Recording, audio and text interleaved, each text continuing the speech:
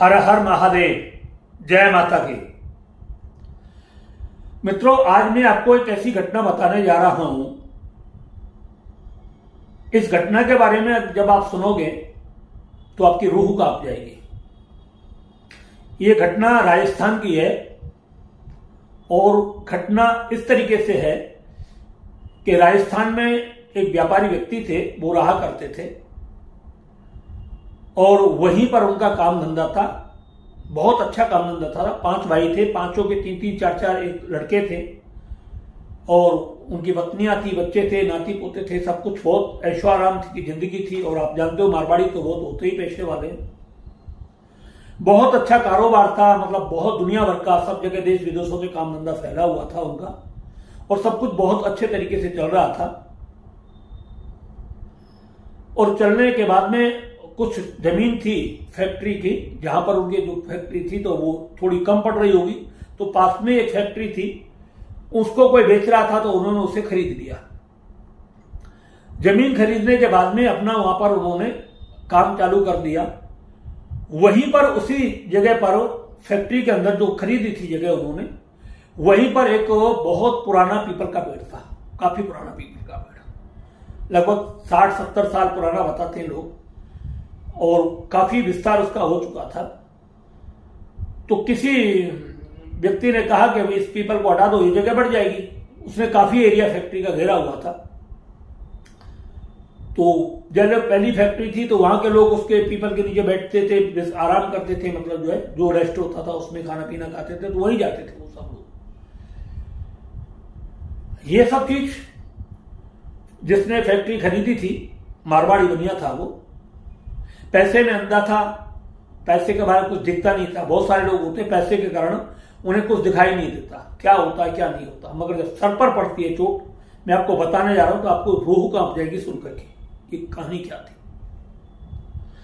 किसी ने कहा आप इस पीपल के पेड़ को कटवा दो, बहुत सारी जगह यहां पर बन जाएगी और यहां कारखाना खुल जाएगा।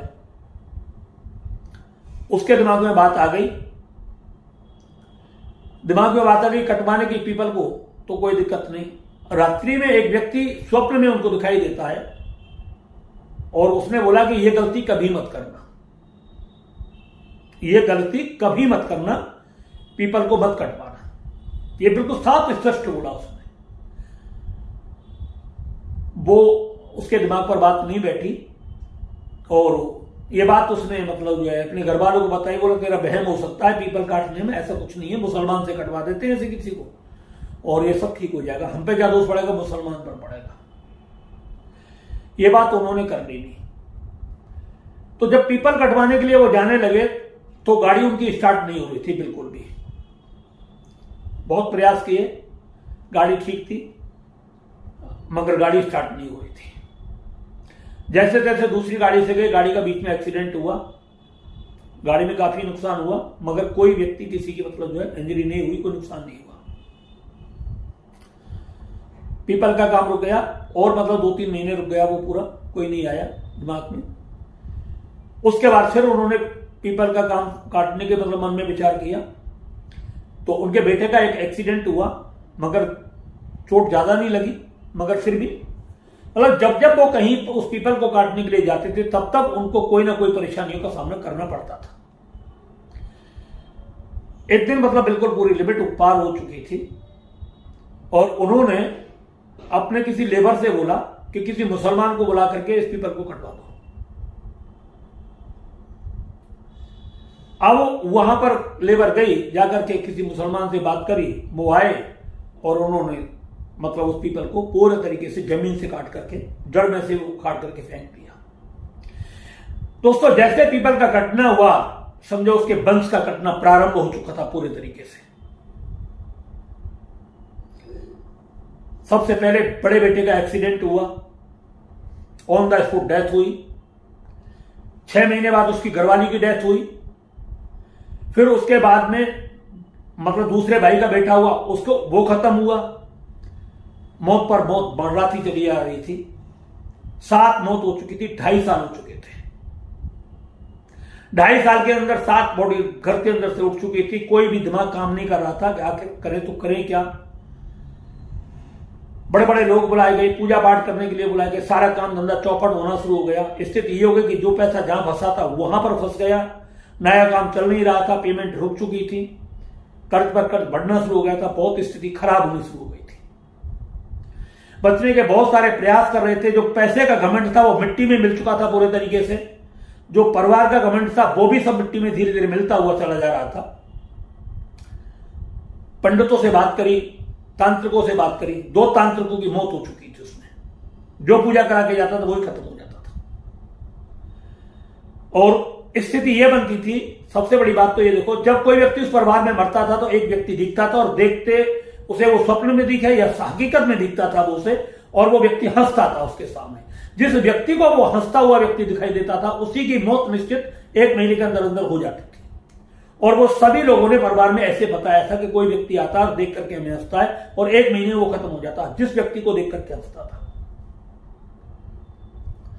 पूरा परिवार भयभीत हो चुका था, बचने का कोई साधन नहीं दिखाई दे रहा था। जगह जगह जाकर के लोग पूछने लगे, सारी कहानी बताने लगे, कोई नहीं। ये भी बताया कि हमने पीपल का पेड़ कटवा दिया यहां से, ऐसे ऐसे, उसके बाद ये सब घटना हुई है। सब कुछ अपने अपने तरीके से उपाय करने लगे, पूजा पाठ करने लगे, अनुष्ठान करने लगे, और भी बहुत सारी बातें उन्होंने बताई। जो जैसा बोलता वैसा सब लोग करते थे, मगर कोई आराम नहीं हो रहा था, कोई फायदा नहीं हो रहा था। इस तरीके से 9 लोग मर चुके थे वहां पे, 2 पंडितों में 7 परिवार के लोग मर गए, 9 हो गए थे पूरे। अब कोई पंडित पूजा कराने के लिए भी नहीं जाता था, डर के मारे भयभीत हो गए थे। पंडित भी भयभीत हो गए थे, और कोई भी व्यक्ति उसकी तरफ जाते नहीं था। वीरान शमशान की तरह मतलब सारी पूरी फैक्ट्री लगने लगी। घर भी वीरान हो गया था, घर में रोग फैल गए थे, बीमारियां समझ में नहीं आती थी, डॉक्टर दवाई देते तो कोई फायदा नहीं होता था, काम धंधे सारे ठप हो चुके थे, इनकम के सारे स्रोत खत्म हो चुके थे। और जब बाहर माल नहीं जाएगा तो फिर पेमेंट मिलेगी कैसे, तो लोग समझते हो आप। तो ये जब सारी चीज पूरी उनके सामने होनी शुरू हो गई तो वो मतलब इस चीज में लगे कि आखिर इसका समाधान हो तो हो कैसे, हम समझ में नहीं क्या करें। एक बजरंग नाम के पंडित जी थे, वो कभी जब भी हमारा उनसे वो होता था, मुलाकात होती थी, पता नहीं उनको कैसे उनके पास ये खबर पहुंची, तो उन्होंने बोला हम नहीं कर पाएंगे, हम गुरुजी से पहले बात करते हैं, और गुरुजी इसके बारे में जो जवाब देंगे हम उसके बारे में बात करते हैं। लगातार हम पूजा कर रहे थे, रात का समय था, पूजा करते करते हमारे पास कॉल आता है, हम फोन उठा नहीं रहे थे पूजा की वजह से, मगर बार बार उसका फोन आ रहा था। तो मैंने उनको बोला पंडित जी अभी हम पूजा कर रहे हैं, पूजा के बाद में आप 1-1.5 घंटा लग जाएगा हमें, उसके बाद आप हमें कॉल करना, हम आपसे बात करेंगे। उन्होंने वो सारी बात हमें बताई कि गुरुदेव इस तरीके से कहानी है, और मतलब बहुत बुरी स्थिति है, और तबाही बहुत ज्यादा बच चुकी है, और खोने के लिए कुछ बचा नहीं है, और परिवार में इस तरीके से लोग मर गए, और अभी कितने और मरने वाले हैं उसका कोई भी पता नहीं है।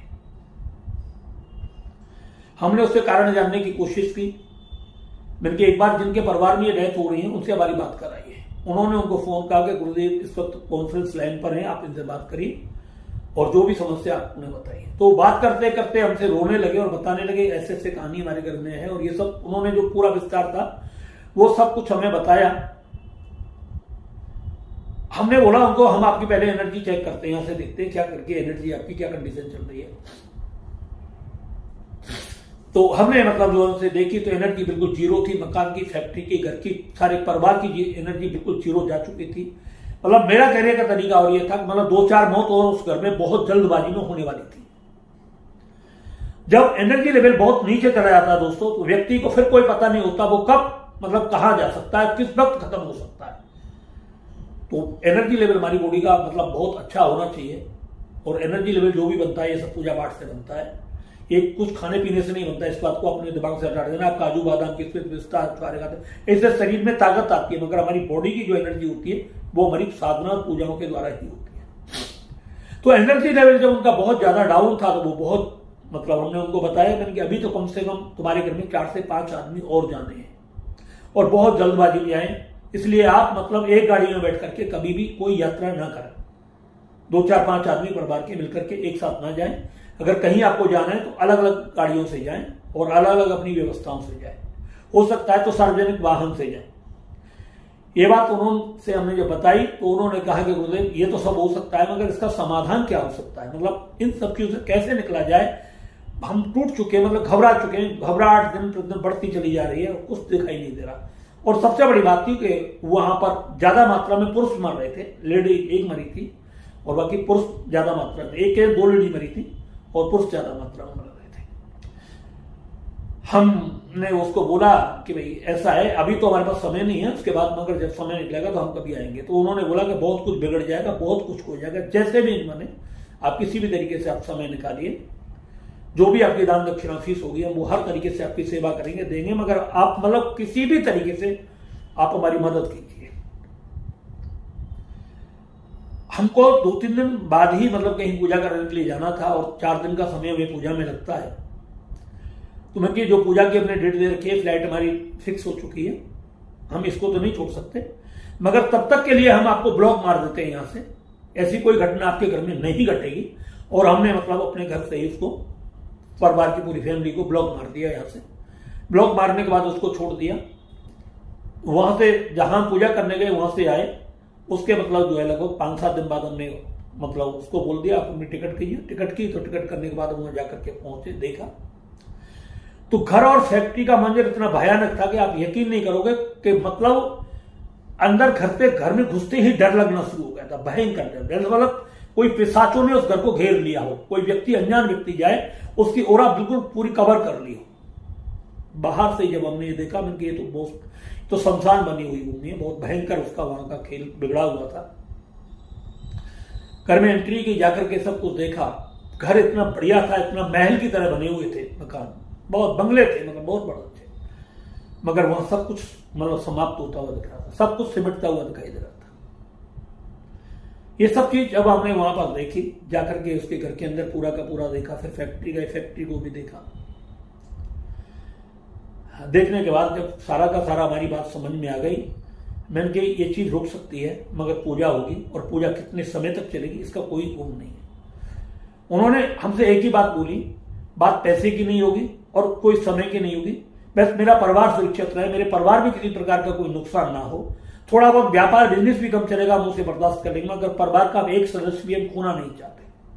बस इतनी कृपा करो, पूजा जब तक चले तब तक चले, पूरी जिंदगी चले, हम जिंदगी करेंगे, मगर परिवार का सदस्य हम खोना नहीं चाहते, क्योंकि अब हमारे पास कोई खोने को बचा नहीं है। उनका डर, उनकी बातें, सब कुछ ये सब इतना बता रही थी, उनकी घबराहट, कि वो कितने घबरा चुके थे, कितना डर चुके थे।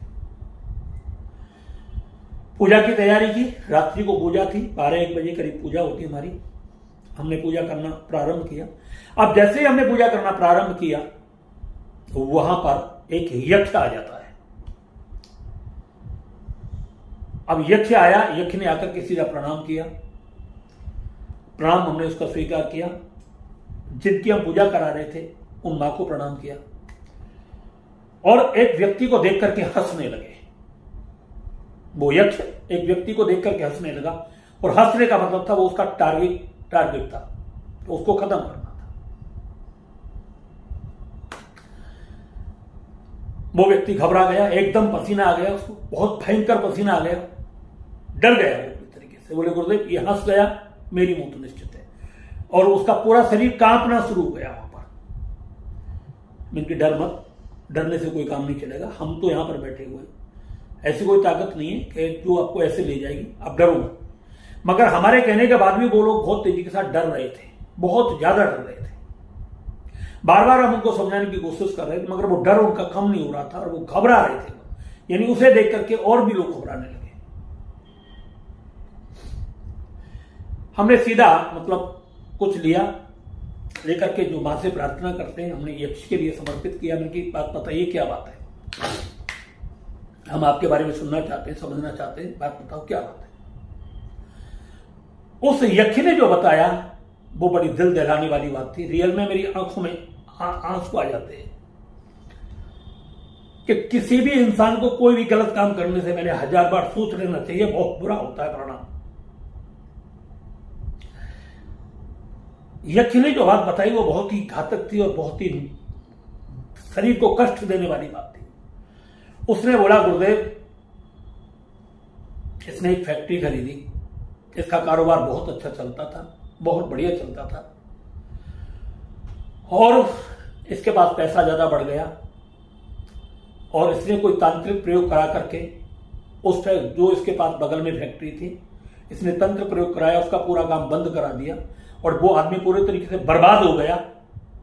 नेस्तानाबूद मिट गया और कहीं का भी नहीं रहा, और उसने मजबूरन इसको फैक्ट्री बेच दी नहीं।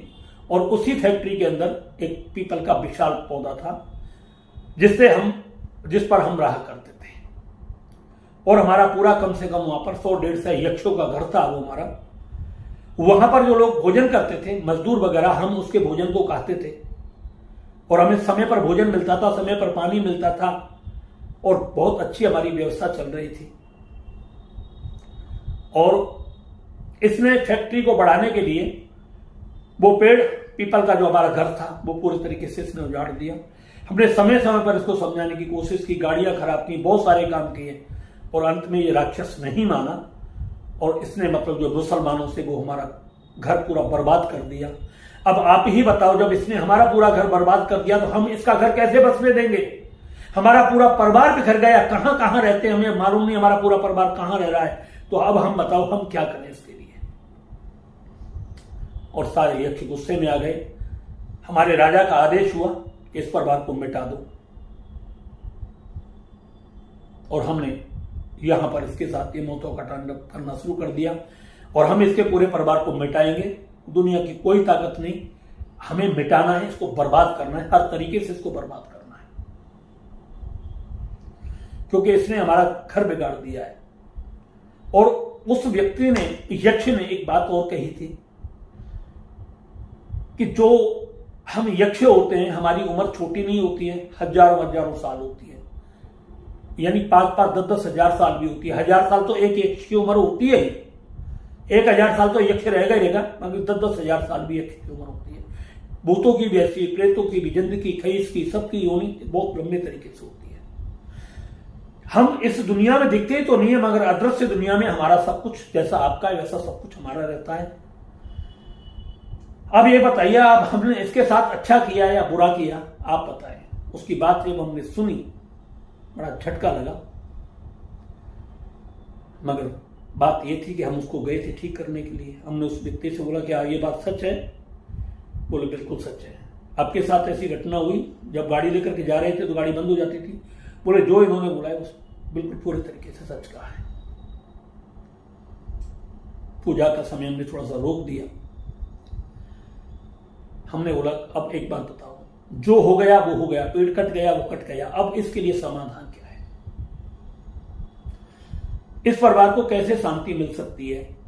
कैसे आप इससे मुक्त कर सकते हो, क्षमा कर सकते हो, माफ कर सकते हो? आप इसके बारे में बताएं, क्योंकि आप क्षमा कर सकते हो, आप वो ताकत हो, आपके अंदर सारी ताकतें मौजूद है। आप किसी को भी बर्बाद कर सकते हो, किसी को भी आबाद कर सकते हो, आपकी चुटकी का खेल है।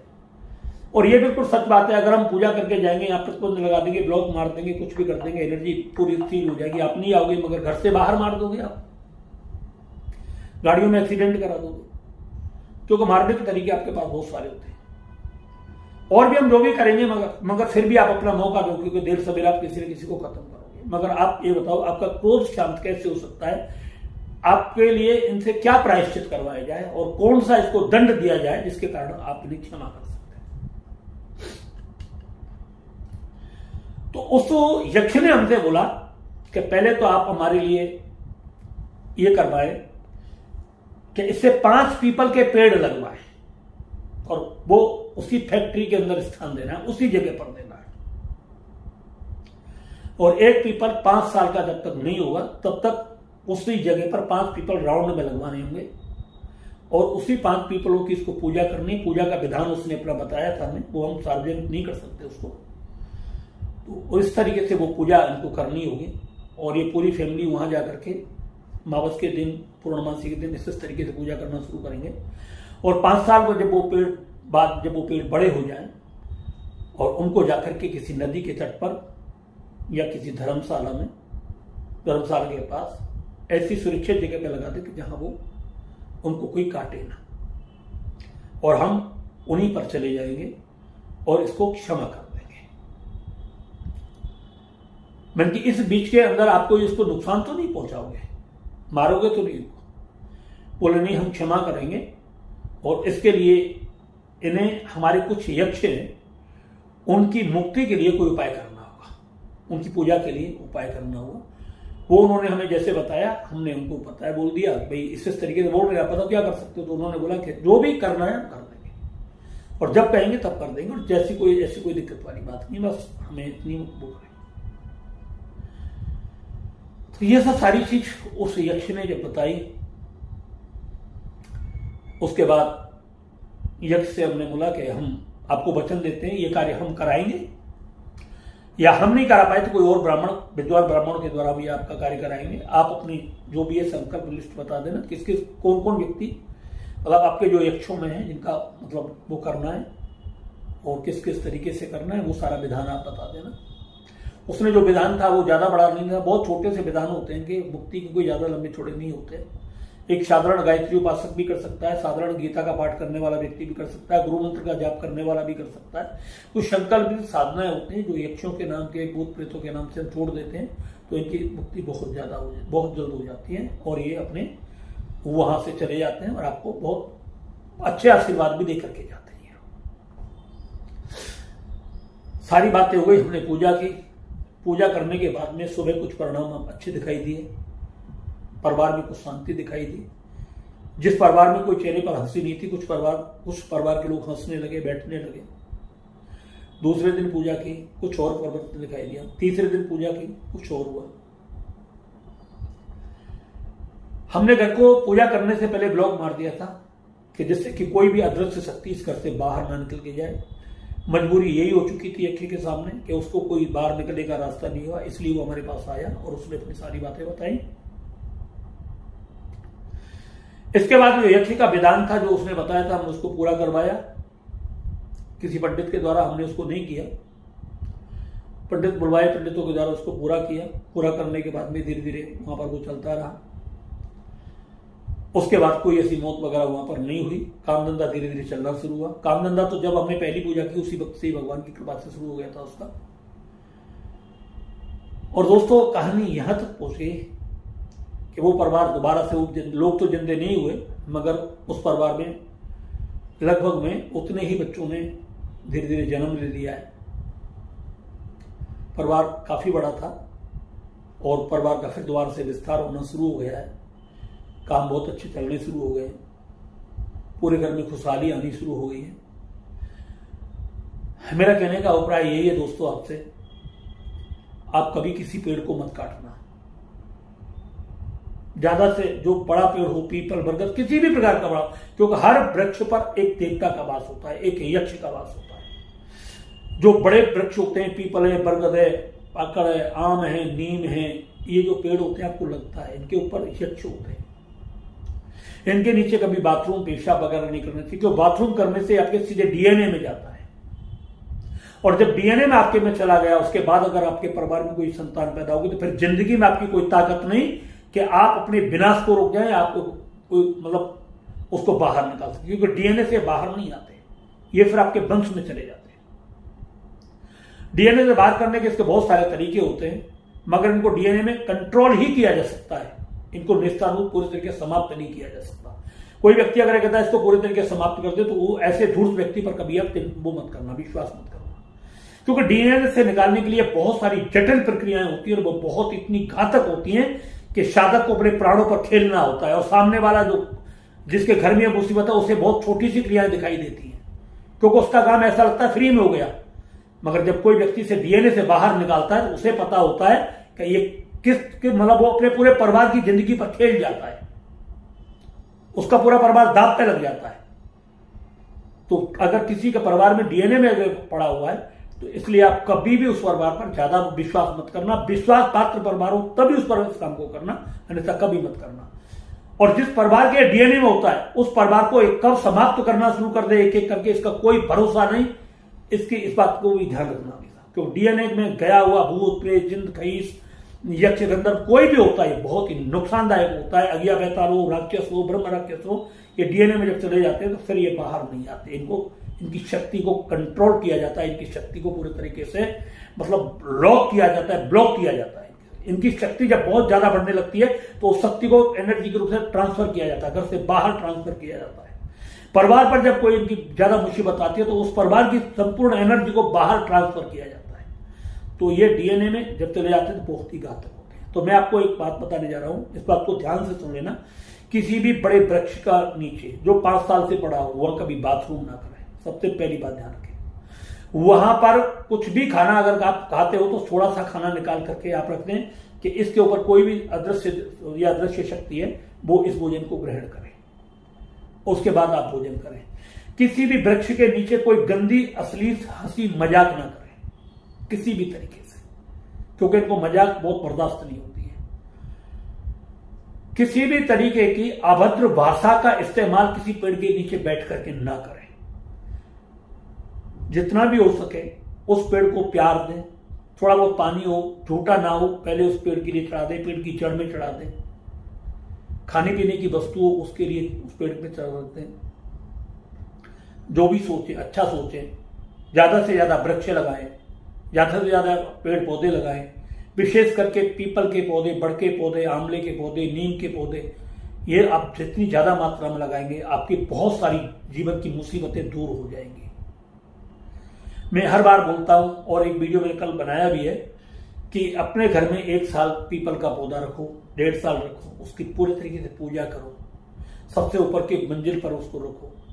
पूजा करने के बाद उसको घर से बाहर कहीं नदी के किनारे किसी पार्क में सुरक्षित जगह पर लगाओ। आपके घर के सारे पितृ दोष समाप्त हो जाएंगे, आपका बिजनेस बहुत अच्छे तरीके से चलना शुरू हो जाएगा। इसी तरीके से बड़ के पेड़ लगाओ, बड़ के पेड़ लगाना बहुत अच्छी बात है। इसी तरीके से नीम के लगाओ।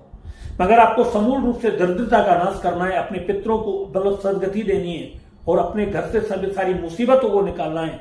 आपके घर के ऊपर जो भी तंत्र मंत्र जादू टोना किसी भी प्रकार का कोई किया गया है तो उसके लिए आपको पीपल का पेड़ लगाना है। और पीपल के पेड़ लगाने के लिए बहुत सारे अच्छे नक्षत्र होते हैं, उन नक्षत्रों में ला करके अपने घर में पीपल का पौधा जब तुम लगाओगे आपकी जिंदगी में दिन दूनी रात चौगुनी खुशियां ही खुशियां आएंगी। आपके जीवन में मंगल ही मंगल होंगे। चाहे कितना भी भयंकर पितृ दोष क्यों ना हो, आपके पितृ आपको आशीर्वाद देंगे और आपके हर कार्य में आपको सफलता मिलेगी। आपके जीवन में दिन दूनी रात चौगुनी तरक्की होगी। आप जो भी काम पकड़ोगे उसमें बहुत बड़ा लाभ होगा। मिट्टी भी आपके हाथ से सोना बनना शुरू हो जाएगी। दोस्तों, तो आज मैंने आपको केवल इतनी बात बताई है कि किसी वृक्ष को मत काटना तो दूर बात, कभी सोचना नहीं। ज्यादा से ज्यादा वृक्ष लगाने की कोशिश करो। पीपल लगाओ, आम लगाओ, मतलब बरगद लगाओ, नीम लगाओ, आंवला लगाओ, जो भी आप लगा सकते हो अपनी क्षमता के अनुसार ज्यादा से ज्यादा लगाने की कोशिश करो। जामुन के पेड़ लगाओ, बहुत अच्छा होता है। कुबेर के पेड़ लगाओ, धन की वृद्धि होती है। कुबेर का पेड़ होता है आम। नीम का पौधा दुर्गा के लिए होता है। मां शक्ति की प्राप्त आपको जरूरत है तो आप नीम का पेड़ लगाइए। और आपको संपूर्ण कामना सर्वकार्य सिद्धि आपको चाहिए तो आपको पीपल का पेड़ लगाइए, जिसे बोलते हैं कल्प वृक्ष। आप मन में आंख बंद करके बैठिए, मेरे ये कार्य पूरे हैं। आप देखेंगे एम्पलीफायर तुरंत पीपल उसको सूखेगा, ब्रह्मांड में भेज देगा और वहीं से वो कार्य आपका सिद्ध होना प्रारंभ हो जाएगा।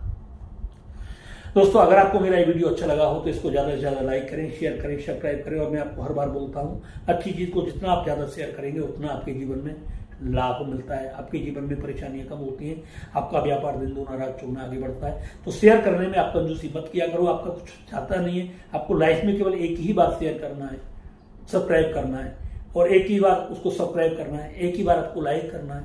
हर वीडियो एक बार लाइक करनी होती है, शेयर करनी होती है, सब्सक्राइब केवल आपको एक बार करना होता है। आपसे रिक्वेस्ट है, अगर आपको मेरा वीडियो आपको अच्छा लगा हो ज्यादा से ज्यादा आप इसको मतलब जो है शेयर करें, लाइक करें और फिर ऊपर सब्सक्राइब करें। धन्यवाद। इसी के साथ मैं अपनी वाणी को विराम देता हूं। हर हर महादेव। जय जय श्री राधे।